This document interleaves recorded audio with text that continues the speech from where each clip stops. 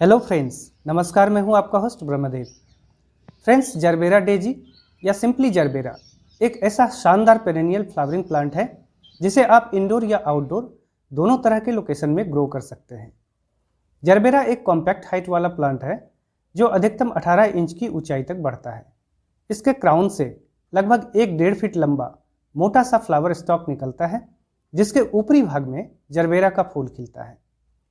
Gerbera की बहुत सारी वैरायटीज हैं जिनमें छोटे आकार से लेकर बड़े आकार तक के बेहद आकर्षक और अलग अलग तरह के रंग और पैटर्न वाले फूल खिलते हैं।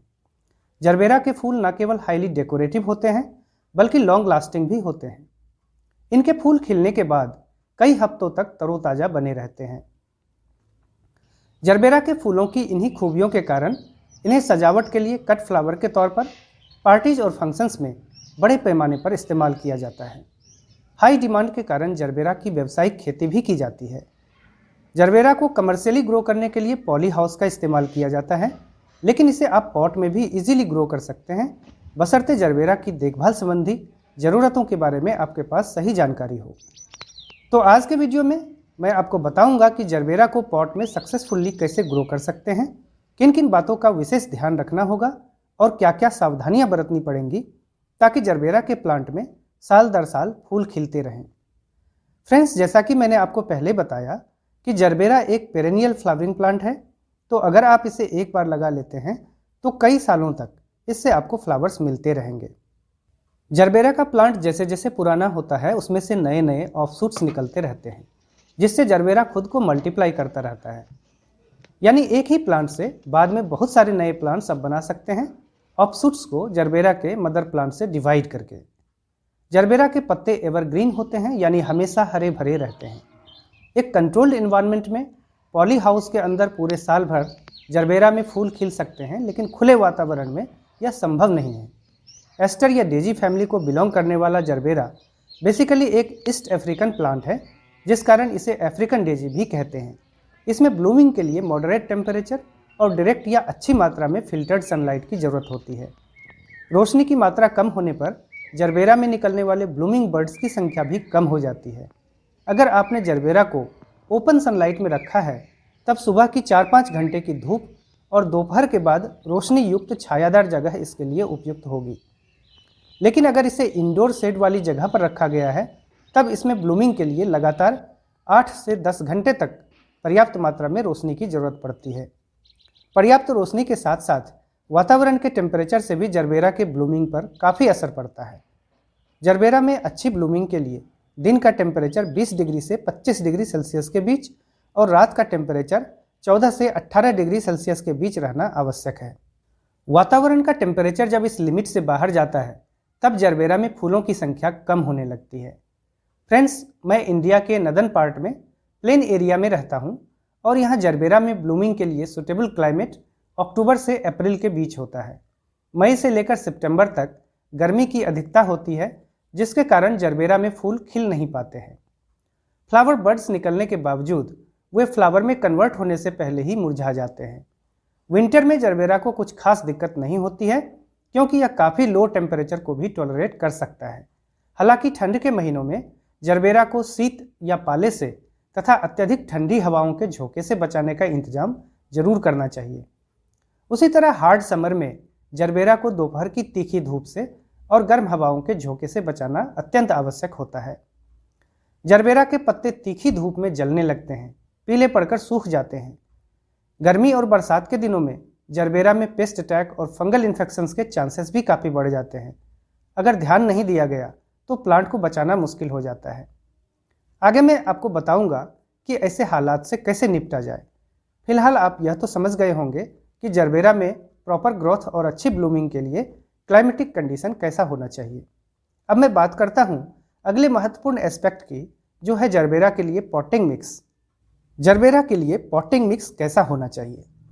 फ्रेंड्स, जरबेरा के रूट्स को फर्टाइल ग्रोइंग मीडिया के साथ साथ पर्याप्त मात्रा में ऑक्सीजन और मॉइस्चर की भी जरूरत होती है।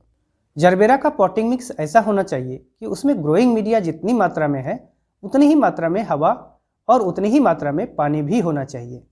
इसके लिए ज़रूरी है कि पॉटिंग मिक्स हल्का, हवादार और स्पॉन्जी हो ताकि उसमें हवा और पानी एक साथ मौजूद रह सके। इस तरह के पॉटिंग मिक्स में वाटर होल्डिंग कैपेसिटी तो होगी, लेकिन उसमें पानी की मौजूदगी के बावजूद सॉगीनेस नहीं होगी, जो कि जरबेरा के लिए बहुत ज़रूरी है। कॉम्पैक्टेड और हेवी सॉइल में अगर आप जरबेरा को उगाने की कोशिश करेंगे तो सफलता नहीं मिलेगी। ऐसे सॉइल में हवा की कमी और पानी की अधिकता के कारण जरबेरा का रूट सफोकेट करेगा और गलकर खराब हो जाएगा। जरबेरा के पॉटिंग मिक्स को फर्टाइल बनाने के लिए उसमें पर्याप्त मात्रा में ह्यूमस और पोषक तत्वों की मौजूदगी भी होनी चाहिए। इसके पॉटिंग मिक्स में कभी भी पार्शियली डिकम्पोज्ड ऑर्गेनिक मैटर का इस्तेमाल ना करें, अन्यथा प्लांट फंगल इन्फेक्शन का शिकार हो जाएगा। हमेशा अच्छी तरह कंपोस्टेड ऑर्गेनिक मैन्योर का ही इस्तेमाल करना चाहिए। आगे मैं आपको जरबेरा के पॉटिंग मिक्स की रेसिपी भी बताऊंगा, लेकिन पहले एक और महत्वपूर्ण पहलू पर बात कर लेते हैं, और यह है जरबेरा की वाटर रिक्वायरमेंट्स के बारे में। फ्रेंड्स, जरबेरा जब अपने एक्टिव ग्रोथ पीरियड में हो तब उसे रेगुलर बेसिस पर पानी की जरूरत होती है, लेकिन केवल इतना ही कि उसका रूट हल्का मॉइस्ट रह सके। इसलिए जरबेरा की वाटरिंग करने से पहले उसके पॉटिंग मिक्स में 2-3 इंच तक उंगलियों को घुसाकर कंफर्म कर लें कि पॉटिंग मिक्स का ऊपरी लेयर सूख चुका है। इसके बाद ही जरबेरा की डीप वाटरिंग करें। जरबेरा की डीप वाटरिंग इसलिए आवश्यक है क्योंकि इसकी जड़ें लगभग 25 से 30 सेंटीमीटर तक नीचे जाती है। जरबेरा की वाटरिंग करते वक्त यह ध्यान रखें कि पानी ना तो अधिक ठंडा और ना ही अधिक गर्म हो। दोनों ही कंडीशंस में पानी के टेम्परेचर को रूम टेम्परेचर यानी 25 से 30 डिग्री सेल्सियस के बीच नॉर्मलाइज करने के बाद ही प्लांट की वाटरिंग करें। पानी देते समय कोशिश करें कि जरबेरा के पत्ते या फूल भीगने ना पाए, और अगर संभव हो तो सुबह के वक्त ही पानी दें ताकि शाम होने तक सॉइल की ऊपरी परत सूख जाए। ऐसा करने से प्लांट में फंगल इन्फेक्शंस के चांसेस कम हो जाते हैं। फ्रेंड्स, अब तक आप जरबेरा की पॉटिंग मिक्स और पानी की ज़रूरतों के बारे में भी समझ गए होंगे। अब देखते हैं कि इसे लगाने की शुरुआत कैसे करते हैं। जरबेरा को 3 तरीकों से उगाया या प्रोपेगेट किया जा सकता है। पहला तरीका है जरबेरा को इसके सीड से उगाना, जो कि एक लंबा प्रोसेस है। जरबेरा के ताज़े सीड्स ही ज़्यादातर सक्सेसफुल हो पाते हैं। जैसे जैसे सीड्स पुराने होते हैं, उनके जर्मिनेट करने की संभावना कम होती चली जाती है। जरबेरा को उगाने या प्रोपेगेट करने का दूसरा तरीका है टिश्यू कल्चर मेथड। यह मेथड एडवांस्ड नर्सरी में जरबेरा को कमर्शियली प्रोपेगेट करने के लिए इस्तेमाल किया जाता है। इस मेथड से जरबेरा की सीडलिंग को तैयार करके बाजार में बेचा जाता है। जरबेरा को प्रोपेगेट करने का तीसरा और सबसे आसान मेथड है ऑफशूट डिवीजन। जरबेरा का प्लांट लगाने के बाद इनके मदर प्लांट के साइड से ऑफशूट्स निकलते हैं, यानी सेकेंडरी प्लांट्स, जिसके थोड़े बड़े होने पर मदर प्लांट से अलग कर लिया जाता है। इस ऑफशूट्स को ट्रांसप्लांट करने पर एक नया प्लांट तैयार हो जाता है। शुरुआत करने के लिए आप अपनी पसंद के कलर और वैरायटी वाले जरबेरा के छोटे प्लांट्स नर्सरी से खरीद सकते हैं। इसका एक छोटा एस्टेब्लिश्ड प्लांट साइज के हिसाब से 100 से 250 रुपये तक मिल जाता है। अब मैं एक ऑलरेडी एस्टेब्लिश्ड प्लांट को रिपोर्ट करके आपको दिखाऊंगा। यह 1 साल पुराना प्लांट है और इसमें 2 ऑफशूट्स भी निकल चुके हैं, यानी अब यह एक प्लांट से बढ़कर 3 प्लांट्स में तब्दील हो चुका है। 1 साल पहले यह सिंगल क्राउन वाला 6 इंच हाइट का प्लांट था, जिसे मैंने 6 इंच वाले पॉट में लगाया था।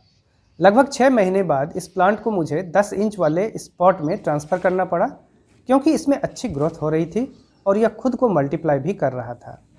अब लगभग 1 साल हो चुका है इस प्लांट को, और इसकी ग्रोथ को देखते हुए थोड़े और बड़े पॉट में शिफ्ट कर देना चाहिए। आप देख सकते हैं इसमें फ्लावर स्टॉक निकलने की शुरुआत फिर से हो चुकी है। तो चलिए अब इसे रिपोर्ट करते हैं। फ्रेंड्स, मैंने इसे रिपोर्ट करने के लिए 1 फीट लंबा, 1 फीट चौड़ा और 1 फीट ऊंचा स्क्वायर प्लांटर लिया है। यह प्लास्टिक पॉट है और आप देख सकते हैं कि इसके बेस में 4 बड़े साइज़ के ड्रेनेज होल्स भी हैं। अच्छी ड्रेनेज के लिए यह बहुत ज़रूरी है। इसके बाद बारी आती है पॉटिंग मिक्स के रेसिपी की। मैंने सॉइललेस पॉटिंग मिक्स लिया है। आप सॉइल के साथ भी पॉटिंग मिक्स बना सकते हैं, लेकिन उसमें हार्मफुल पैथोजेंस के डेवलप होने के चांसेस ज़्यादा रहते हैं। आप देख सकते हैं यह कितना पोरस और स्पॉन्जी है। इसमें हवा और पानी एक साथ अच्छे अमाउंट में रह सकते हैं। यह क्ले का बना हुआ दिया है, जिसे दिवाली में इस्तेमाल किया गया था। इसे ड्रेनेज होल के ऊपर रख देते हैं ताकि वाटरिंग के समय सॉइल की लीचिंग ना हो। इस पॉटिंग मिक्स के 10 बराबर भागों में है 3 भाग कोकोपीट, 2 भाग लीफ मोल्ड, लीफ मोल्ड की जगह आप वर्मीक्यूलाइट भी ले सकते हैं, 2 भाग है राइस हल्स, राइस हल्स की जगह पर आप परलाइट भी ले सकते हैं, और बाकी बचे 3 भाग में है 1 भाग वर्मी कंपोस्ट, 1 भाग वेल कंपोस्टेड काउडंग मैन्योर और 1 भाग इस्तेमाल की हुई चाय पत्ती की कंपोस्टेड मैन्योर। 4-5 इंच की हाइट तक पॉटिंग मिक्स डालने के बाद चेक कर लेते हैं कि अब इसमें प्लांट को डाला जा सकता है या नहीं। बिल्कुल ठीक हाइट आ रहा है। अब प्लांट को पुराने पॉट से बाहर निकाल लेते हैं। देखिए जरबेरा का रूट सिस्टम कितनी अच्छी तरह वेल डेवलप्ड है। नीचे वाले पोर्शन में रूट बॉन्डिंग शुरू हो गई है। इसका मतलब यह है कि इसे बड़े पॉट में ट्रांसफ़र करना निहायत ज़रूरी था। तो प्लांट को सेंटर में रखने के बाद बाकी बचे खाली स्पेस को पॉटिंग मिक्स डालकर भर देते हैं। जरबेरा के प्लांट का जो सेंट्रल पार्ट होता है उसे जरबेरा का क्राउन कहते हैं। पॉटिंग मिक्स भरते समय यह ध्यान रखें कि प्लांट का क्राउन वाला हिस्सा सॉइल के अंदर न जाए, अन्यथा प्लांट खराब हो सकता है। क्राउन से जरबेरा के फ्लावर बड्स निकलते हैं और उसके चारों ओर वाले भाग से जरबेरा की पत्तियां निकलती हैं। तो जरबेरा की रिपोर्टिंग कंप्लीट हो चुकी है। अब इस बड़े पॉट में इसके और भी ऑफशूट्स निकलेंगे। सच पूछा जाए तो एक मैच्योर जरबेरा प्लांट के लिए पॉट की यह साइज आइडियल है। अब इसकी वाटरिंग कर देते हैं। अभी सुबह का वक्त है और अगर पत्तियों पर पानी के छींटे पड़ भी जाए तो जल्दी सूख जाएंगे क्योंकि धूप खिली हुई है। फ्रेंड्स, अब बात आती है जरबेरा के फूड की, यानी इसे कौन सा फर्टिलाइजर कब देना चाहिए। जरबेरा के एक्टिव ग्रोथ पीरियड में जब फ्लावर बड्स निकलते हैं तब उसे नाइट्रोजन रिच फर्टिलाइजर की ज़रूरत पड़ती है। जरबेरा को मस्टर्ड केक, नीम केक आदि ऑर्गेनिक मैटर डायरेक्टली नहीं देना चाहिए क्योंकि ये फुली डिकम्पोज्ड नहीं होते हैं, बल्कि उसकी जगह पर 2-3 साल पुराने और well composted cow dung manure, vermicompost और अच्छी तरह कंपोस्टेड टी लीफ मैन्योर दे सकते हैं। इन्हें थोड़ी मात्रा में महीने में एक बार प्लांट के चारों ओर की मिट्टी में मिलाना चाहिए। इसके साथ लिक्विड फर्टिलाइजर के तौर पर कंपोस्ट टी का भी इस्तेमाल किया जा सकता है।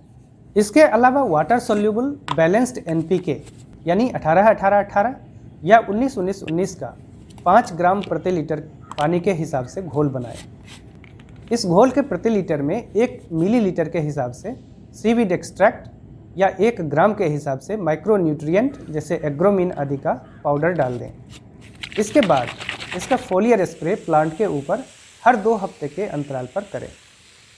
जरबेरा में अक्सर आयरन और मैग्नीशियम की कमी हो जाती है, जिससे पत्ते पीले पड़ने लगते हैं या उनमें क्लोरोसिस के लक्षण दिखने लगते हैं।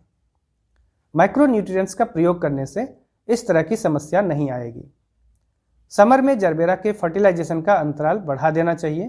पूरे समर में महीने में सिर्फ एक बार अभी बताए गए एनपीके का फोलियर स्प्रे करें और किसी भी तरह के पार्शियली कंपोस्टेड मैन्योर का प्रयोग समर के दौरान ना करें। जरबेरा में फंगल इन्फेक्शंस के चांसेस बहुत अधिक होते हैं और गर्मी तथा बरसात के दिनों में इसके पत्तों में एफिड्स, स्पाइडर माइट्स आदि सकिंग पेस्ट का अटैक बढ़ जाता है। इससे बचने के लिए हर 15 दिनों के अंतराल पर नीम ऑयल या नीम ऑयल आधारित पेस्टिसाइड्स का छिड़काव इसके पत्तों के ऊपरी हिस्सों के अलावा निचले हिस्सों पर भी करना चाहिए। अत्यधिक नमी तथा पत्तों के हमेशा भीगे रहने वाली स्थिति से दूर रखकर भी इस समस्या पर नियंत्रण किया जा सकता है। इसके लिए बरसात के दिनों में तथा विंटर में जब शीत या पाला गिरने लगता है तब जरबेरा के प्लांट को शेल्टर्ड जगह पर रखना चाहिए। जरबेरा के पुराने पत्ते अक्सर ब्राउन होकर सूखते रहते हैं। ऐसे पत्तों को प्लांट से खींचकर हटाते रहना चाहिए। अगर कोई पत्ता रोगग्रस्त होकर पीला पड़ रहा हो तो उसे भी हटा देना चाहिए।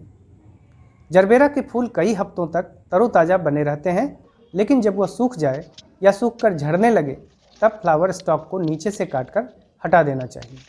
फ्रेंड्स, जरबेरा जैसे बेहतरीन फ्लावरिंग प्लांट को अगर आप थोड़ा एक्स्ट्रा अटेंशन पे करेंगे तो निश्चित रूप से आपके गार्डन की सुंदरता में इजाफा होता रहेगा।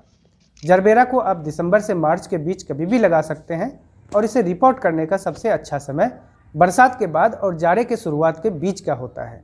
आशा है इस वीडियो से आपको मदद मिलेगी। अपनी पसंदगी जाहिर करने के लिए कृपया लाइक बटन को प्रेस करें और गार्डनिंग से रिलेटेड इसी तरह के ढेरों इंटरेस्टिंग वीडियोस को देखने के लिए सिटी गार्डनिंग चैनल को जरूर सब्सक्राइब करें। आप अपनी क्वेरीज को नीचे कमेंट बॉक्स में पोस्ट कर सकते हैं। Thank you for watching.